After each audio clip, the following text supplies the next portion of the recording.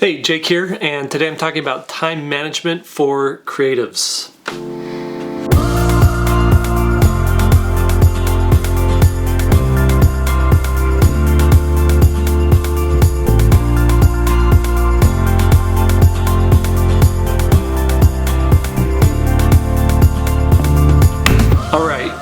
So I got a ton of replies on the last video that I put out there. I asked for questions and topics, what things you guys want me to talk about, and the response was unbelievable. Over 200 responses of different questions, different topics, different things that you guys have been thinking about and wondering about.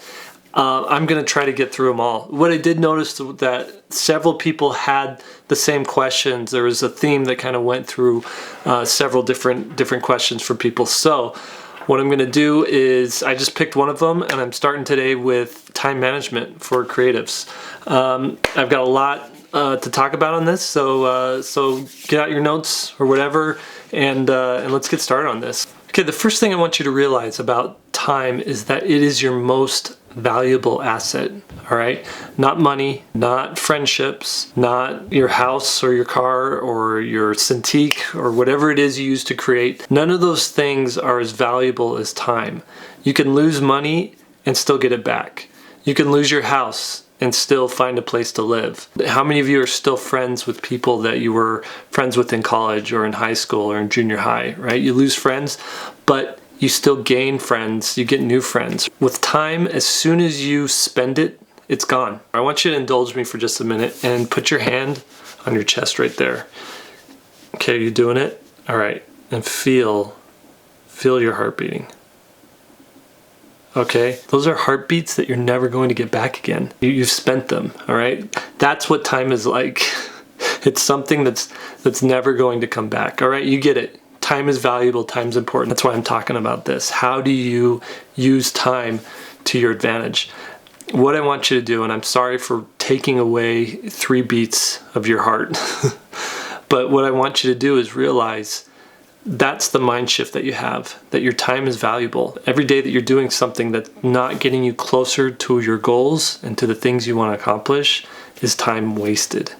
And so this whole thing that I'm talking about today is about not wasting time and figuring out the best way to use your time. And I've got 5 different things I want to talk about, different points. So let's get to that first one. All right, the first thing I want you to do is a time audit. This is step number 1, do a time audit. What do I mean by that? I mean, get out a notebook, get out a piece of paper or something that you're going to carry with you for the next week or 2 weeks and write down everything that you spend your time on for those 2 weeks.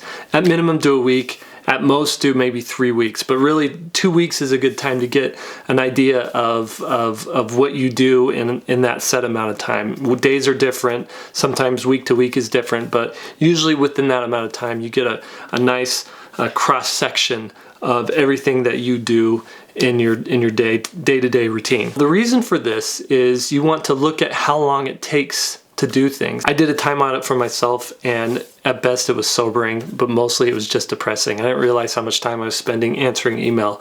I didn't realize how long certain drawings were taking me to do, and not only that, how long I spent like posting that drawing, like crafting the perfect, the perfect thing to say to go with the drawing, or how long it took to find the right hashtags and stuff like that. I didn't realize how much time I was spent, getting ready in the day, how much time was spent at breakfast, having a meeting with someone, or phone call, things like that.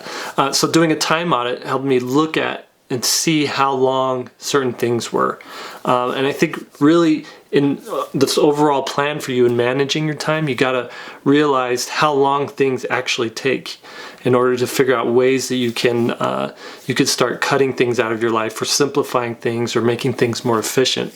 One thing also with time audits is it's sort of tangential, but I think it applies. So they did studies on dieters. These are people who were dieting, and the studies showed that people who dieted that wrote down everything that they ate ended up actually losing 6 pounds more than the people who didn't do that. And I think the reason is every time they wrote a thing down, they were faced with a choice like, oh, is this something I want to do again? Is this something I want to eat again? They actually had to think about everything that went into their mouth. And so the same way when you do a time audit, you have to think about, is this something I really want to be spending time on, or can this time be better spent doing something else? So the main benefit from doing a time audit is you get to see optimal times in your day when you are more effective and when you're less effective. And so that's going to help you later on when you're scheduling, and you can figure out more effective and less effective times of your day.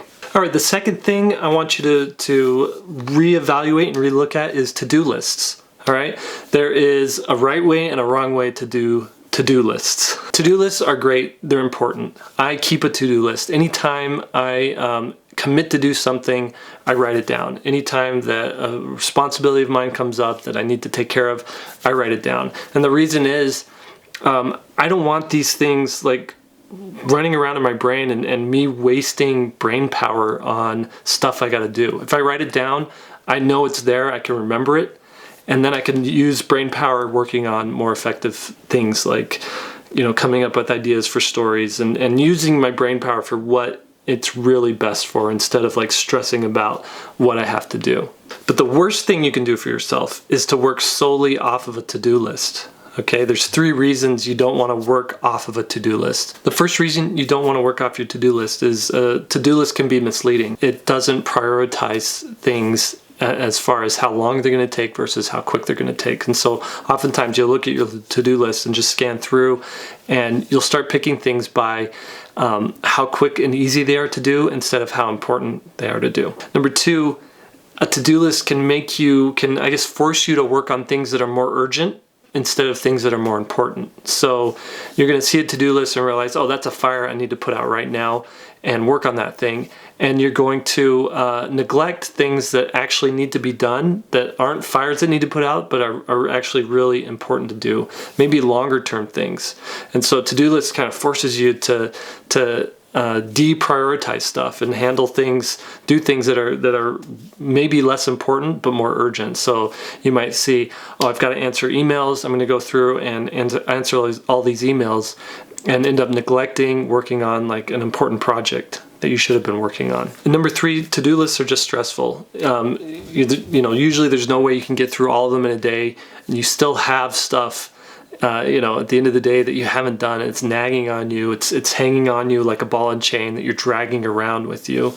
And nobody wants to live with that. Nobody wants to live with that pent up stress of things that you haven't accomplished, and there's no way for you to get them done. So instead of working off a to-do list, you need to work off a calendar. I'm going to get into that later, but first I want to talk about number 3. And number 3 is identifying your MIT. All right, what is your MIT? Your MIT stands for most important task. It's your most important task for the day. How do you identify that a most important task? It's all based on what your goals are. You know what your goals are, then you're going to know what your MIT is, what your tasks are to get that thing done. So let's say you have this graphic novel that you really want to get finished. You're writing and drawing it, and that's your big goal. You want to finish that thing. So you identify all the tasks that need to be done to accomplish that. Maybe you're working on your first album, or you're a musician, you want to do an album, or maybe you're putting together artwork for your first gallery show in like a local gallery or something like that. You have to identify all the important tasks that are going to allow you to accomplish that big goal. Okay, so once you have those tasks figured out, then it's a matter of starting each day and looking at what is the most important thing that's going to help me accomplish this goal. And once you know that most important task, once you know that MIT, then you have to have a really good excuse not to work on it. That helps you stay focused on the things that you need to actually get done. When something comes up like, oh no, there's an email I need to answer, is that going to pull you farther away from your goal or get you closer to it? Well, if it's not your MIT, then you know you don't need to do that. You can push it off until later. Identify your most important task and then schedule it. You're going to want to schedule it early in the day and get it done with. And I'm going to tell you why in the next section. Okay, number 4 is the time block system, and it's all about effectively scheduling your time. And in order to do that, you need to go back to that time audit you did. And perhaps you noticed in that time audit that not all hours are created equally. You realize that some hours are more effective than other hours. Okay, I want to talk to you about a guy named Dan Ariely. He's a guy who studies time behavior, how we manage our time. He's a behavioral economist at Duke University. What he's found is that we have this window of maybe 2 hours, 2.5 hours of peak performance every day, and it usually starts a couple hours after waking. Here's what he has to say. He says, it turns out that most people are productive in the first 2 hours of the morning. Not immediately after waking, but if you wake up at 7, you'll be most productive from around 8 to 10:30. Those hours in the morning are when you should be working on your most cognitively demanding tasks. These are the big projects. These are the things that are really going to move the needle in your career. But you know what Dan found out most people do, according to his study, what most people do during these hours? They check email and they check Facebook. Not the best use of time. So you need to be protective of these hours, and you need to be proactive in these hours when you are thinking the most clearly during the day. Last year I read this book on the power of habits. It's by Charles Duhigg. Really good book, and it's a book I recommend to all of you. This book, the author talks about how we are more disciplined in the morning, and as we go throughout the day, our discipline muscles kind of get fatigued. Most bad things happen in the evening, right? The battles of diets are lost in the evenings, not in the mornings. You don't break your diet, in the morning. You don't have that bad snack in the morning. You have it late at night. You're out of self-control. You're out of discipline. So the key is to spend the most productive hours of your day doing the most important thing. And if you truly want to get something done, you have to schedule time for it. Going back to that time audit I keep talking about, based on my time audit, I gathered all kinds of data, and I was able to figure out 2 important pieces of data. Number 1, what times were most effective in my day and what times were least effective in my day. And number 2, how long things took. So that's what you get from that audit. And once you have that, now you create your time blocks in your day. I have 4 or 5 different time blocks throughout the day. Now each of those times are best for different kinds of cognitive tasks. Once those time blocks are figured out, then you start going through that to-do list and those MITs that you've got and start punching them into those different time blocks. Say you're working on a comic, you've got a bunch of inking to do, put them in those time blocks where you're most productive. If you're, again, working on a comic, or you're working on an album, or you're working on creating a new series of paintings, or whatever it is you're doing, and you have to have just raw creativity and be thinking of new ideas and things, put those things in those morning time blocks. Number 5 is control your environment, or your environment will control you. We live in a world of massive distractions. The world is working against you. We're barraged with emails that we have to answer. We're barraged with, there's phone calls that need answered. There's texts that need responded to. There's entertainment that's always vying for your attention. Watch this show, watch this movie, play this video game. There's certain living standards that you set for yourself that just need maintenance, right? All these things are time vampires that are just trying to suck you dry. When you're in your creative space, when it's in that creative time period, you need to block all that stuff out. You need to control your environment. And here's some things that you can do to control your environment. Number 1, turn off or hide your phone. All right, that's what I do. Is I'll set my phone upside down, face down, and just put it away. I turn it on buzzer, right? And so for a couple hours, I'm not distracted by the phone. At other times of the day, when I do have my phone handy or near me, I won't answer it if it rings unless it's a call I'm expecting. If it's an urgent text, then I'll respond to it. If not, I let it go to voicemail. And then I set a certain time of the day where I just deal with emails, voicemails, texts, and things like that. Okay, turn off Skype, turn off instant messaging of all kinds, close browsers. Just shut your browsers down so that you can focus. The other thing I do is I put on headphones. I bought an expensive pair of headphones because they have noise canceling. It was just helped me because I work at home, I work in the basement. It helped me to shut out everything. If the kids are home and making noise, I'm not distracted by that when I have these things on. Shut your door. Close yourself off. Maybe put a do not disturb sign on just so that people know. Another thing about headphones too, it's a visual representation of you saying, do not bother me.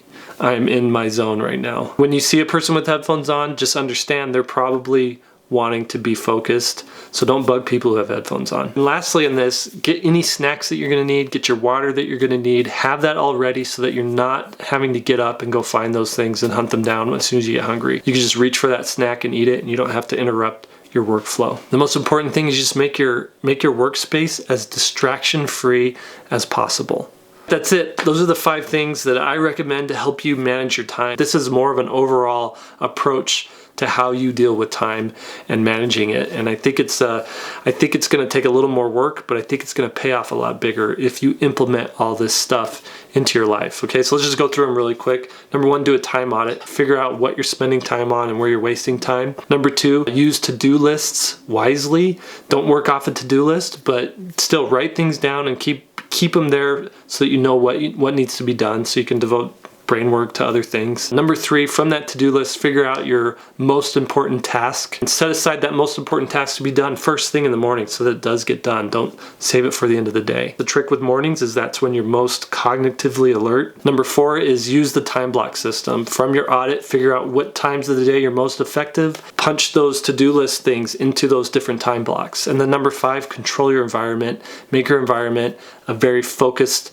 work-centric place. You know, maybe you might have to put a sign in front of your cube or your door or something that just says, "Do not disturb, leave me alone." I would love to hear your time management tricks that you got, your techniques that you have. Leave them in the comments below. All right, thanks for watching the video. A couple things I want to talk about. First, some books that helped me make this video. Number one, The Power of Habit, really helped me understand how habits can change and improve your life, and how to get rid of old habits and how to start new habits. So check out this book. It's 15 Secrets Successful People Know About Time Management or something like that. This book is really cool, and some of the things I talked about today are discussed a little bit more in depth in this book. And then lastly, this book. Wow, this book really helped me change my perception of a lot of things on how I should be working and what I can be doing to be more productive. So, Deep Work by Cal Newport. Check that out. Okay, so just click below. There's direct links to where you can buy each of these books. I definitely recommend either listening to them on Audible or reading them with your own eyeballs. Second thing, this video is made possible by svslearn.com. I've been teaching classes for svslearn.com for the last 3 years. There's tons of classes on there. On learning your fundamentals, learning how to draw human anatomy, learning how to do character design, light and shadow, perspective, all those different things. And I just posted a demo. You could watch a little clip of it right here. This demo is on how I created an illustration from the very initial ideas, sketching out ideas, to where I got to the finished version of it. So check that out. And the best thing about svslearn.com is you can buy each of these classes just individually, or you can get access to all of them for just $15 a month, which is an amazing deal for what's being offered. I know that the price is going up, so I think if you subscribe now, you can get grandfathered in at that low $15 price. It's kind of like the Netflix of art classes. You just subscribe and you get access to hundreds of hours of streamable instruction. It's really good. All right, that's it. Thanks again, everybody, and I will see you next week. Bye.